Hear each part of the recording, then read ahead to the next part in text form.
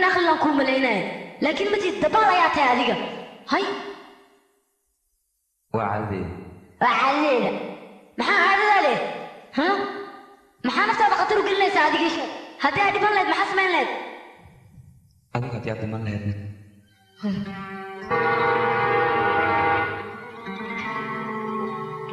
adiga saan oo dhan ma iga fikirtay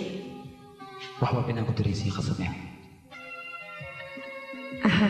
adiga iyo raawul farqi weyn ayaa idiin dhexeeyo raawul waa dabaal jacaylka wax kama yaqaano haddii jacaylka wax ka aqoona ama sidaadoo kale uu ahaan lahaa